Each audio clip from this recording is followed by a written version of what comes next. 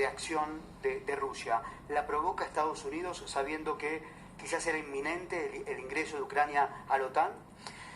Lo que está sucediendo es la continuidad de una guerra que empezó hace 10 años, en el 2014, con un golpe de Estado dentro de Ucrania y con la persecución sistemática de los rusos dentro de Ucrania. Ucrania es un país muy grande, tiene 44 millones de habitantes, muy similar a la Argentina. El 60%, entre el 60 y el 70, hablan ucraniano, el 30 y 40 hablan ruso. De todas formas, ambos idiomas son parientes y se puede entender entre ellos, pero todo lo que es el este, el Donbass, la zona del este que es limítrofe con Rusia, se sienten identificados con el espíritu ruso, incluso con la religión ortodoxa rusa. Para darte un dato, hace 14 años empiezan a perseguir a la ortodoxia rusa y hace 4 años Ucrania decide hacer una iglesia ortodoxa ucraniana para negarle la identidad espiritual que tiene más de 1000 años, ¿no? Otro elemento histórico, porque no se entienden los conflictos si no se entiende la historia.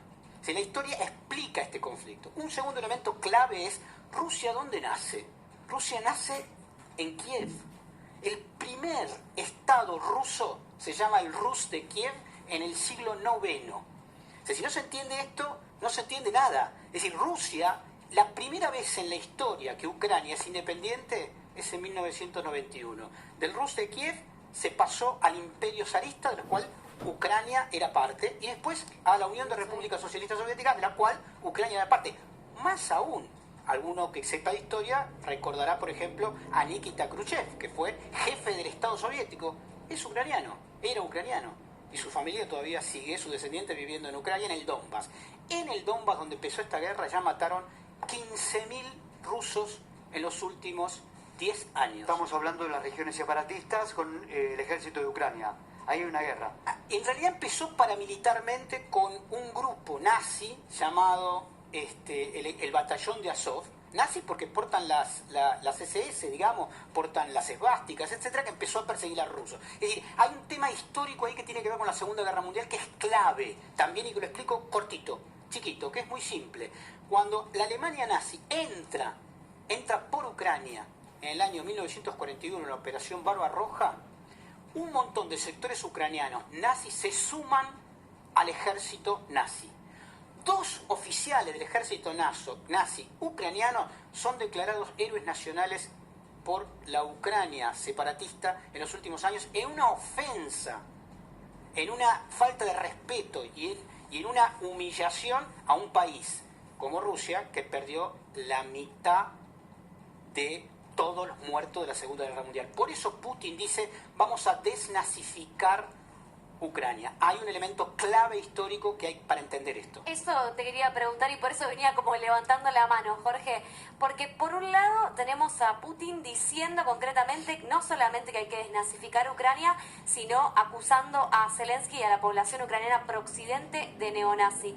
¿Cuánto hay de extrema derecha? Porque tengo entendido, corregime si me equivoco, que en el Euromaidán, también esas protestas allá por 2014, también había mucho excombatiente de extrema derecha. Entonces, para entender un poco lo que es la sociedad ucraniana. Y por otra parte, vos dijiste y empezaste haciendo un revisionismo histórico necesario. ¿Es acaso, podríamos decir, Putin un nostálgico de aquella Unión Soviética antes del 91? No, yo diría que es más un nostálgico del Imperio zarista más que de la Unión Soviética. Es decir, Rusia incluía a Ucrania en aquel momento y es un continuador de Rusia, digamos. Él reivindica en todo caso esa historia que tiene que ver con, insisto, 1000 y pico de años, con una religión de Estado, que es la ortodoxia rusa, con el patriarcado de Moscú, con un idioma y con un país, esto es lo más importante para entender, que ha sido invadido 20 veces, ha peleado contra Japón en Manchuria, ha perdido 2 millones de personas, ha perdido 30 millones en la Segunda Guerra Mundial, invadido por Napoleón.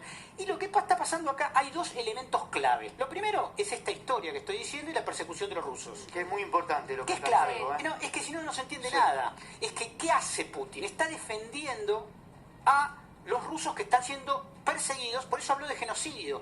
Hay tumbas comunes en los últimos 10 años en el Donbass, en estas dos en esta zona del este, en Lugansk y Donetsk, efectivamente del este, donde se han declarado independientes. Eso es importante porque ¿qué pedía Putin? ¿Qué pedía Rusia? 2 cosas: dejen de perseguir a los rusófilos que hablan ruso y denme la garantía de que ustedes no van a ser parte de la OTAN. Y este es el segundo elemento clave, pero no se explica bien. ¿Por qué? Porque desde que dejó de existir la Unión Soviética, dejó de existir el Pacto de Varsovia, que era la contracara de la OTAN. Cuando Gorbachev se va a Alemania y acepta la unidad alemana, se hace un compromiso de que iba a desaparecer la OTAN, porque ya no tenía sentido, no existía más el Pacto de Varsovia, no existía más la URSS, no había más un problema ideológico. Bueno, desde ese momento hasta hoy hay 15 nuevos países, todos curiosamente rodeando a Rusia. 15 nuevos países. Ucrania era el 16. Putin dijo, hasta acá llegamos. Esa es la debilidad que huele Putin, ¿no? A la hora de tomar esta decisión. Sí, yo no sé, la verdad es que esto tiene que ver con un tema geopolítico en la relación Estados Unidos-China-Rusia. Rusia renace de sus cenizas luego de un suicidio colectivo de la disolución de la URSS, que perdió un tercio de su territorio, entregando independencias, todo el sur, entre ellos a Ucrania. Todo, porque Azerbaiyán, Turkmenistán, etcétera, son ex repúblicas socialistas soviéticas. Eso se termina. En los últimos 20 años, Putin moderniza las Fuerzas Armadas, vuelve a desarrollarse tecnológicamente y dice: nosotros somos un actor que merece respeto y no vamos a aceptar que se nos siga amenazando con cohetes en la puerta de casa. Ucrania está a 5 minutos de un misil, Kiev, a 5 minutos de un misil de Moscú. No se puede aceptar. Jorge, pero... quiero dar un ejemplo clave a nuestro argentino. Sí. Nosotros dentro del territorio argentino está la OTAN, hoy, en Malvinas. Un país miembro de la OTAN, que se llama el Reino Unido de Gran Bretaña, está hoy acá en el sur. Hay un país en América Latina que es socio de la OTAN, se llama Colombia. Vamos a suponer que en Argentina, Uruguay, Chile, Bolivia, Perú se suman a la OTAN y amenazan a la Argentina en el marco de tomarnos la Patagonia, etcétera, etcétera. ¿Qué hace Argentina frente a esa amenaza? O vamos a decirlo más fácil. Hubo una vez en la historia, hace 50 años, que hubo misiles soviéticos en Cuba apuntando hacia Estados Unidos. La crisis de los misiles en 1961. ¿Qué hizo Estados Unidos? Dijo: sacan esto porque invadimos, hacemos un desastre. Pero hagamos de cuenta que es México, Puerto Rico, Barbados, Cuba, todos apuntan misiles a Estados Unidos. ¿Qué va a hacer Estados Unidos? Entonces, lo que no se entiende acá es que estamos hablando de un país que no tiene 250 años como Estados Unidos. Es un país que tiene 1200 años, no tiene día de la independencia porque nunca tuvo que independizarse de nadie.